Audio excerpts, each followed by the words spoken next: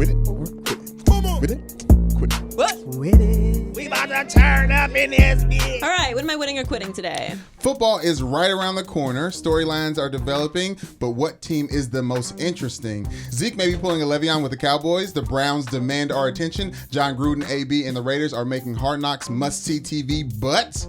Joy, the Cowboys are the most interesting team in the NFL. With it or quit it? I'm going to quit it. Why? Because I think the Browns are the most interesting. It's the Cowboys, huh? The Cowboys are interesting. Now, interesting, let's qualify this criteria as stars, potential, because we're not talking about teams that are going to suck all year. Right. Because that's not interesting. Right, Raiders. So, stars, potential, and drama. So, based off of those three, I'm going to go with the Browns. Now, you have Baker Mayfield, obviously, who is one of the most polarizing quarterbacks in the league. He is a huge personality. He grabs his junk, which apparently offends people. And he's got a beard now, and he does have beef with Colin, which is not applied to me because I have supported Baker from the very beginning of this entire endeavor. I thought that he should have started from the beginning. I thought he had an uphill battle walking into a situation with Hugh Jackson, which made no sense to me whatsoever. And now he has actual pieces around him. Now, the one thing that does give me pause is Freddie Kitchens. Now, I'm very supportive of new coaches, young coaches. You know, I want to see everybody succeed. Yes. But I have questions. I mean, he's never even served as a full-time coordinator for a season. That's troublesome. Now, why is that troublesome? Not for the regular season, because I think that their talents and I think that the cohesion and the rest of the staff, who does have some experience, will be able to be successful.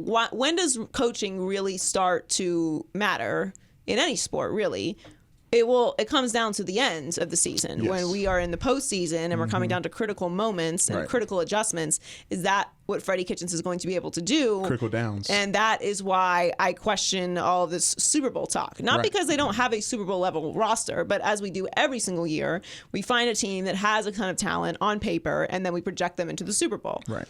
It's more than that. I think that they need a few more years to build the culture, to prove their coaching staff to be the right fit, and to be able to perform in those big moments. They're the youngest team in the NFL. It would be unprecedented. We saw what just happened in the Super Bowl against Tom Brady and Bill Belichick. Yes. Sean McVay is the wonder kid. It's embarrassing. Jared Goff had an incredible season. They had monstrous amount of stars. And had a wonderful, amazing regular season. Like, they deserved to be there and were a worthy opponent. And then it was one of the most unwatchable Super Bowls of all time. Like, if we're just keeping it real. Bill Belichick happened. And Sean McVay admitted, like, he overprepared and Bill Belichick got in his head because that's what the Lord of Darkness does. Okay, the devil's a liar, and that's what happened. Like being around Beyonce. It's like a coach being around Bill Belichick's like, he didn't know what to do. Here's what we're thinking of against you. What do you think? Like, here's our game plan. Break it down for me. And that's no disrespect to Sean McVay, who's going to have a wonderful career. They're going to be back there again, and he's going to win a Super Bowl or multiple Super Bowls, I'm sure. But that's just the reality. Like, experience matters in those huge moments in any sport because you've been there before. You don't get nervous. You don't make those little mistakes. And if you're an experienced coach, you know what to do. You don't have to think about what to do. You know what to do. And that's what Tom Brady says all the time. And that's why he watches an obscene amount of tape. Well, regular Tom does. Pod Tom goes to the Met Gala. Right, exactly. But I just think that the Browns have this perfect formula of superstars and just bubbling interest. And now the potential is what worries me because I think you should always go into a season with Super Bowl aspirations. Like, you're not there. You're not just happy to be there. No reason not to. Of course you should say, we want to win a Super Bowl. Right. You shouldn't say, we are going to win a Super Bowl. My chair really needs some WD-40. I swear I'm not farting. It's just like, it's very annoying. It's bothering me. One of my old chairs. I can't, as Ashley will tell you, I cannot do ambient sound. It's very distracting for me. What? Specifically ambient sounds? Yes. No-goes for Joy Taylor. No, that's a no-go for me. Yeah. What is that? What's another ambient sound? Like if we're in the studio and people like drop stuff or like talking in the back or something. Like ASR. I can't. It's like my brain stops working. Like if I was in Colin's position, I would have to stop down the show and be like, can we please give absolute silence? Okay. It's unbearable. Okay, we should add that to the list, the crazy list. I would absolutely do it. And you know what? It wouldn't happen again. That's what I no can assure one would you. gravity would learn not to if mess. someone drops something, that's not their fault. Okay, although we know how we That feel was about the example we we got. know how we First feel time, about it's not their clumsy fault. people. Okay, dropping something is acceptable. That happens. I dropped something earlier today while Undisputed was doing their toss. It happens. Okay. But if it's not a pillow, Dropped hot tea on me yesterday. You Oh, dropped did I hot get that on you? I'm sorry. Yeah, it burned a little. I apologize for that. why did you Why don't you just tell me I got it on you? Why'd you get her tea? She asked for Because tea. we were in the middle of a staff No, meeting. I got tea. You got tea for you? Yeah, I hit it off the top of my computer. More importantly, I got it on my computer. Just kidding. I was just about to say yeah. The point of the matter is, though, dropping stuff is acceptable. We've completely derailed. Dropping stuff is acceptable, but the talking while the show's going on, that's a no-go for me. They do a lot there. The other day, people were talking. There was an alarm going off. Music during the show, like music out of the speakers. Yes. It was like if you want to see me malfunction, that like I was gonna like it was like pouring water on a robot. It was so bad. Anyway, They're doing a lot on clearly stage. I can't do. Where were we? The point is, Cowboys. Oh no. the Browns. We were talking about the Browns. Browns. Yeah. Yes, I don't We remember what we should've- were talking about. The point is, they have a great amount of talent, and they should have Super Bowl aspirations. But I'm more concerned with the Browns building a lasting culture of success blocks. Like there's no elevator to the top of success, Yes, or whatever yes. that stupid saying is. something But like there's it. stairs, okay? Yeah, And yeah. it's true. It's true. You have to build your way into sustained success. If you get an elevator ride, then you're likely taking an elevator ride right back down to the bottom because you didn't earn it and you didn't build it. An accurate segue for the most interesting team in the NFL, the Cowboys, because they have taken these steps to relevancy by winning. The fact that they were in the NFC Championship game is, I'm still like surprised that was the case, and I'm surprised I took them. Why did we take Cowboys? Anyways, because they're gonna cowboy it up. But anyways, with Zeke sitting out, they have a team and a roster full of stars. Zeke sitting out is the drama. What was the last thing for the most interesting team? Potential stars and drama. They have it all. They do. have it all, and they're also the Cowboys. Dak Prescott needs to get paid. These are essentially contract years for all these people because they have to decide where they're going to spend all this all-star money. And they have a new offensive coordinator. So I think they're going to win enough to be relevant. There's a chance that with their record, the Browns are bad enough that people are kind of like, yeah, we'll see, whatever, not really think. Kind of like the Steelers last year. No, they see, kind of just I like put them to the disagree. back I burner. think if the Browns are bad, it's going to be a bigger story than if the Browns are good. Because what worries if the me... Cowboys are good, though, No, but the Cowboys, gonna take over. have been good, and they always do when they are. Like, consistently since Dak Prescott's been there. no one trusts Dak. So every time you tune in to see what's going to happen. I agree. I don't get it. Because they've been good since he's been there. And they don't appreciate weird. that. I always want to remind them how awful they were when he was not there. They got Jason Witten coming back. That's a fun Oh storyline. my gosh, I It is, forgot about that's that one. actually fascinating. I forgot about that It's- one. it's- That it's- tips the scales into the Cowboys thing. It's a actually lot. fascinating. But both these teams are going to be very compelling this year. I just am most interested in what the Browns can do. Yeah. All right, what's next? The Kawhi Leonard and Paul George move to the Clippers took the NBA world by storm. But now we know how it happened. The Raptors flew Kawhi back to Toronto and still lost out. Magic Johnson spilled the beans, costing the Lakers their chance to get the biggest big three possible. Joy, Kawhi was never going to the Lakers. With it or quit it? With it. This was an Sad. excellent article by The Athletic. It's definitely worth a read because it basically documents how all of this went down and is a firm reminder that Kawhi Leonard is an absolute gangster, and don't you forget it. Bored man. I never forgot it, but everyone else just, took a little snooze fest on The him. And braids. he I'm telling you, you gotta be wearing them braids. If you're somebody who's rocking the braids all the time past 2010, that's a dangerous person. It is. You gotta pay attention to how Yeah, they you move. have to watch. You have to watch them. So the point is, Magic talked about the meeting with Uncle Dennis, which was a mistake because he also didn't bring meat and cheese, which is always a mistake. Or the dipping sauces. Oh man, how many dipping sauces? 15 dipping sauces? 10. I mean, we knew the Clippers think the won report was 10. at that point.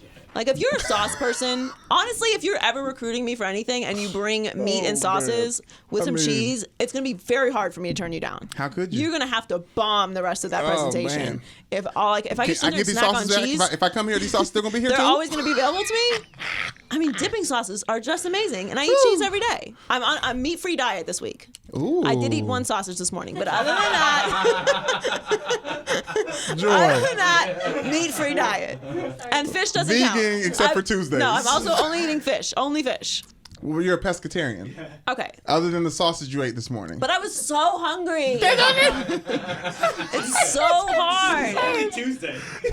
I made one day. That's a huge step. I said this week. Listen, that's great.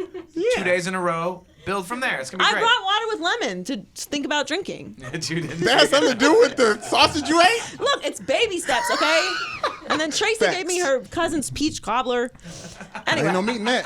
What they put bacon bits in it? There's Ooh. not meat in that. I'm saying the point is it's very difficult, all right? I'm trying.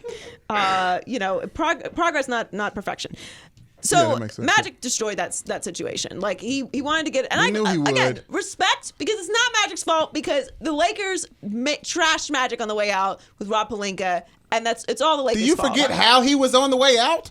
That was on him. He could have had a private meeting with Jeannie and Rob Pelinka and Heath Ledger and be like, hey guys, all right, let's talk about this. Y'all coming at me sideways. I hear what y'all saying. Can we squash this so we can get to a But championship? that's not the Lakers' way. But he was just like- and I'm not gonna say he did. He is not. Look, I'm not gonna say anything bad. I am not gonna say anything bad about Magic. This is not the Lakers' way, and they Okay. tried to move in silence, and Like they're lasagna. like ravioli. Okay. They're very obvious. All right. They're just not lasagna, and that's what it is. It's Shouts what out it to the is. G's. I love ravioli. Anyway, the point is that was not going to happen because that, and on top of the fact that Kawhi didn't want to join a super team, and of course he didn't want to join a super team. That's not even Kawhi's style. Why does he want to be the second guy to LeBron when he just won a championship basically on his own? So why it did we makes take no the bait? sense. Why was the bait taken? The entire time, let's remember when Jerry West moved there from the Clippers. Everybody's like, oh, watch out, Jerry West. He's going to be making moves. He's not going to go to a program that's just going to not be in the playoffs and not going to win. Right. Then you got the head coach, Mark. What's his name? Doc Rivers. Rivers. Doc Rivers. Doc Mark Rivers. Rivers. Mark Doc Rivers. You got Doc Rivers. Like Glenn Doc Rivers, all of these NBA stars watch other teams win to see where they're going to go. It made so much sense that Clippers were on paper. And as soon as everybody hears Lakers, like, oh, yep, that's it. Well, because the Lakers are the bigger brand. And that's kind of, when you read the article, that's how it's all explained, and it makes perfect sense. And like now, taking a step back from it, it's like, of course he wasn't going to the Lakers. And what I No. love about this, and the Raptors, look, he was never going to stay with the Enjoy your Raptors. ship. And he was completely within his right to ask for the sun, moon, and stars, Yes. as the quote is, because he didn't want to stay there. So he should just ask, like, you know what?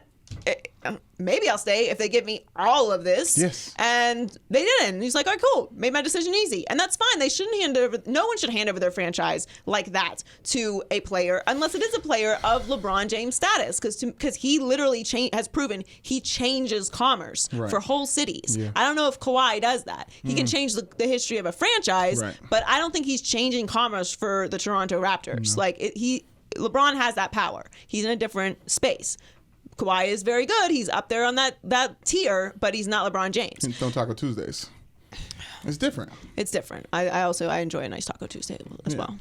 Taco Tuesday. Okay, we didn't need to do it. We didn't need to do it. We did not need to do it.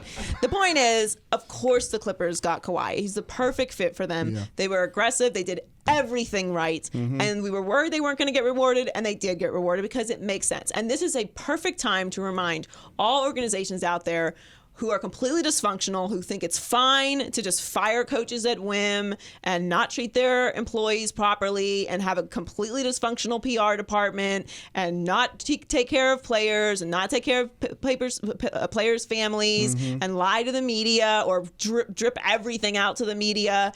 Don't run your franchise that way, because you are recruiting free agents Always. 24/7, 365 days a year. They're always watching, and this matters. These type of players change not only the course of your current team, but the history of your franchise and potentially the history of the NBA. They are legacy effectors, and guys don't just care about playing in the sunshine and living in Los Angeles. Like, they want to know that they're with a situation where they're not going to walk into work every day and not know what's happening and the sky is falling. Yeah. They want to know they're going into work, and Magic Johnson's not going to up and quit 2 minutes before the game starts. They want to know that everything is stable. They want to know that the people that they're working for have credentials and have proven themselves and have proven to be functional and can work with other people. That it's bigger than just the brands, because they are a brand. So I'm very glad that all these Yeah. dysfunctional organizations, and I'm not trashing the Lakers. The Lakers are going to be great this year. I'm going to watch all their games. They're gonna be amazing. They're going to be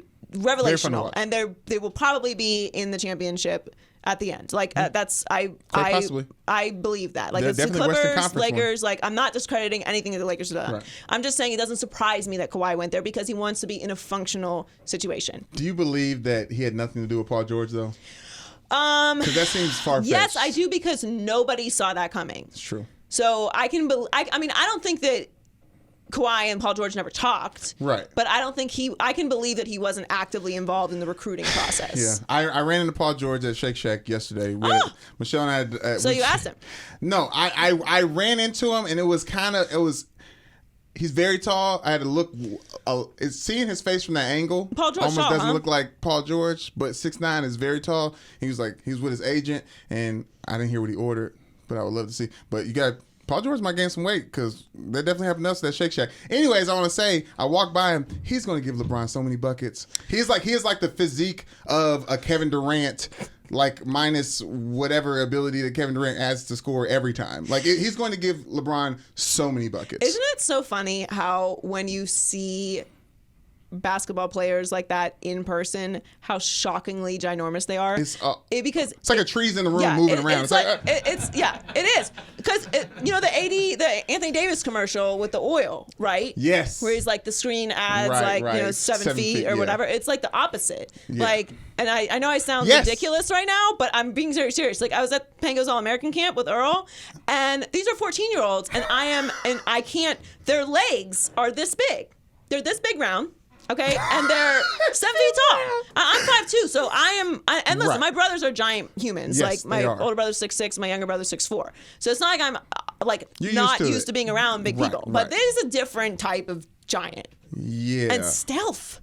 Yeah. The movement. It's We sound ridiculous, but trust me. no. It's like It's Groot really walking crazy. around. It's very.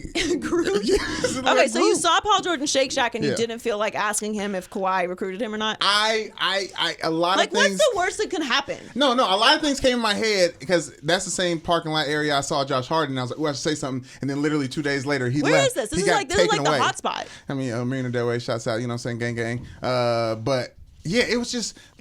Shouts out to Ralphs. Shout out to Shake Shack. Shake Shack is legit. But like, I was thinking, I was like, this would be the perfect time to talk to him because there's no one around. He's just with his agent. He's used to this. I think he just saw somebody bump into his agent. It's like a white guy was like, "Wow, you're pretty tall." You know, it's like Paul George was probably like ready to laugh. Like, there was a perfect time, but like, you know what? I'm gonna let him live. You know what's something to not say to I'm a gonna tall live. person? What? They're tall. Yeah. It's like I'm sure like 305 in person is bigger than people expect. Like, oh, look at you, big old self. Look at you. Why is all outside? I mean, but they know they're tall. Yes. My best friend They're looking down on is like everything. 5'9", 5'10", and I can't tell you how. Like, and it's like it always fascinated me. She's not single now, but when she was single, guys would come up and be like, "Oh, how long did it take you to put your pants on?" Yeah, when they talk to girls, Like, like, "Oh, what size shoe do you wear?" You play basketball? Well, you must have been a volleyball player. Ugh. Let people live. Could you go to hell and find these lines? What do you think is Men what are you, really what don't are know you how to talk to trying to people. accomplish? Yeah, here? men just don't know how to Are talk you to just people. on the tip of their trying tongue. to They just- sound yeah. like a complete moron? Because if you are, bingo. It's like, oh, you're pretty up there. First What's thought, let me the say weather this. like up there? Just first thought. Or just the normal one, like wow, you're tall. Kawhi's not going to the Lakers.